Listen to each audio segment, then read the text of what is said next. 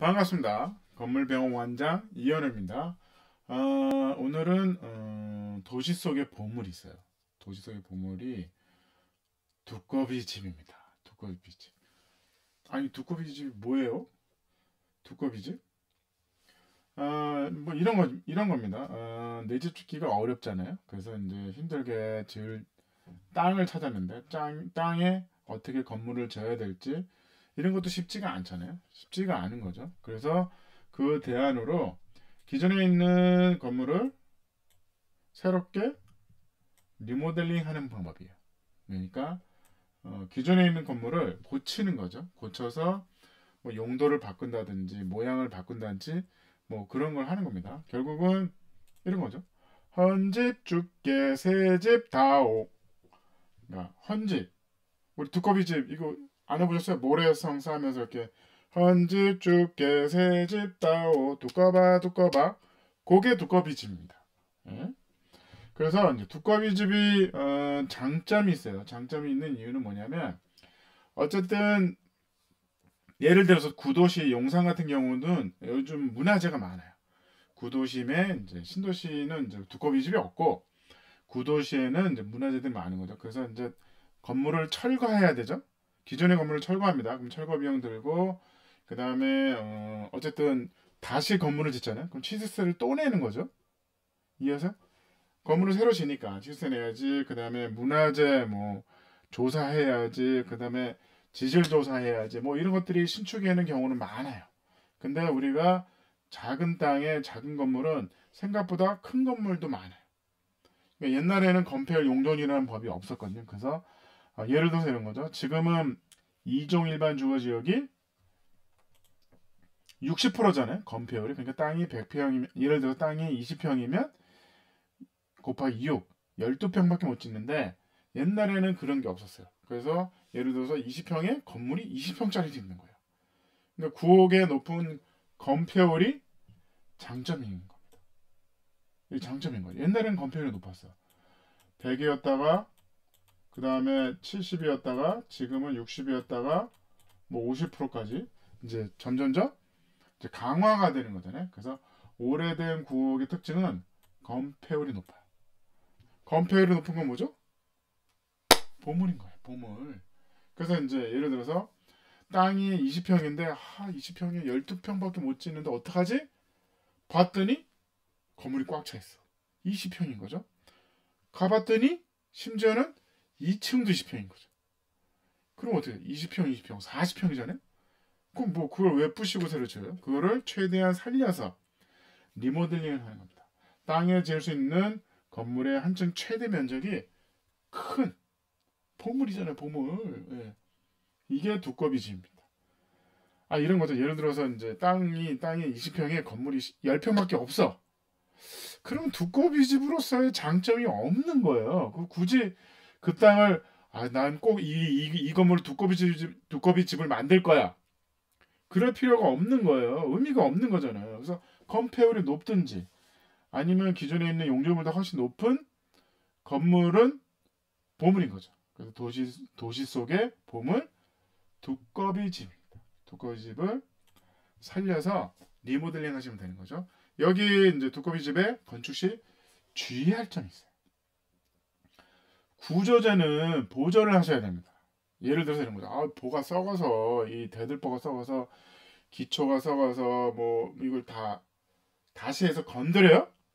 건드리면 대수선 신고는 상관이 없어요. 그럼 대수선 허가가 들어가면 예를 들어서 두꺼비 집이 보물인 줄 알았는데 이게 도로에 측량을 해봤더니 도로를 먹을 수도 있잖아요. 건물이 약간 먹을 수도 있으면 건물을 잘라야 되는 거예요. 구조를 건드리면 안 돼요. 함부로. 그래서 구조를 뜯으면 절대 안 됩니다. 그래서 이런 것들은 전문가랑 꼭 상의하셔서 그 볼을 수선하는 건 상관이 없는데 철거를 하시면 안 돼요. 철거를 해가지고 모양을 만들잖아요. 뭐 석가래 경사면 있죠? 이걸 갖다가 부셔서 철거해가지고 뭐 평집을 만든다든지 이렇게 되면 이거는 이제 대수선 허가로 들어갑니다. 그러면 이거는 건축 행위를 받으셔야 돼요. 그러면 결국 어떻게 될까요? 예를 들어서 그 건물 안에 측량을 해봤더니 내 건물이 그 두꺼비지 건물 안에 그대로 내 땅에 있으면 상관이 없는데 그게 이제 예를 들어서 넘어갔어요. 넘어가가지고 그 부분이 그 부분이 이제 예를 들어서 도로인데 측량을 해봤더니 도로에 20cm가 넘어갔어. 넘어갔으면 그 20cm를 잘라야 됩니다. 이해하세요? 그거 안 하려면 그대로 있는 거는 상관이 없어요. 내가 넘어갔든 안 넘어갔든 왜냐하면 측량이 오차하기 때문에 내가 잘못한 게 아니잖아요. 측량이 오차 내가 잘못한 게 아니기 때문에 그거를 유지할 수 있는 거예요. 그래서 절대로 구조는 건드리면 안 된다. 보강을 하면 신축에 해당되고 신축 시 기존의 크기에 반밖에 못 칠 수도 있는 거죠. 기존의 건폐율이 예를 들어 60%다.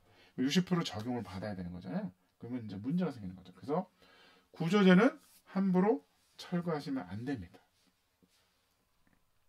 예. 다시 한번 정리하면 두꺼비질.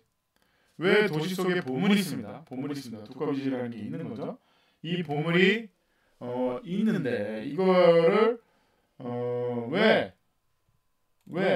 보물이라 그럴까? 왜 보물이라 그럴까요?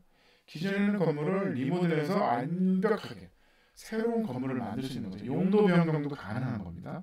용도 변경을 해서 그 건물을 유지하는 거잖아요. 생명을 불어넣는 거죠. 그래서 30년을 더 쓰는 거죠. 그래서 제일 중요한 건 뭐냐면 기존의 건물이 크다. 땅이 작은 거에 비해서 예를 들어서 건폐율이 크다. 그게 중요한 거죠. 건폐율이 큰 건 되게 중요한 겁니다. 건폐율을 해서 신축에 대한 비용이 주는 거죠.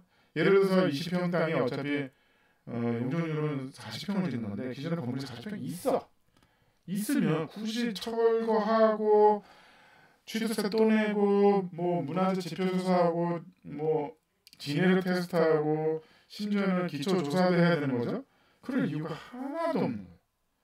그걸 왜 부담해서 하나요? 그럴 필요가 없는 거죠. 그 다음에 높은 건폐율 아주 중요합니다.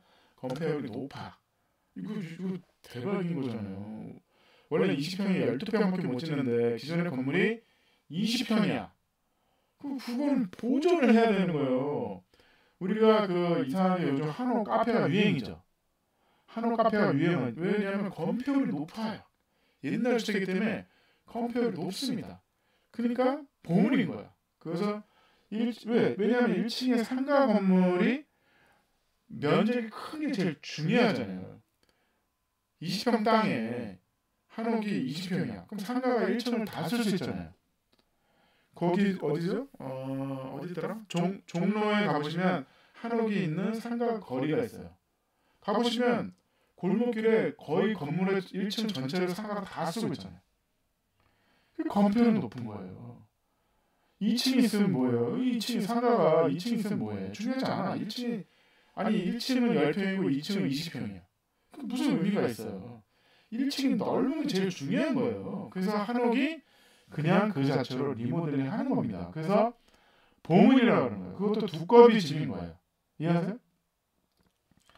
건폐율이 높다니까. 건폐율이 높으니까 그걸 살려서 한옥의 멋이죠. 멋도 살리는 거잖아요. 심지어는 처마가 심지어는 도로 밖으로 나가 있어.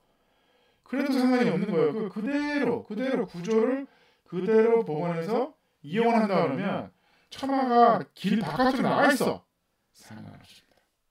그래서 한옥을 리모델링해서 고치는 상가가 유행인 겁니다. 두꺼비집? 이제 두꺼비집 뭔지 아셨죠? 두꺼비 찾으러 갑시다. 감사합니다.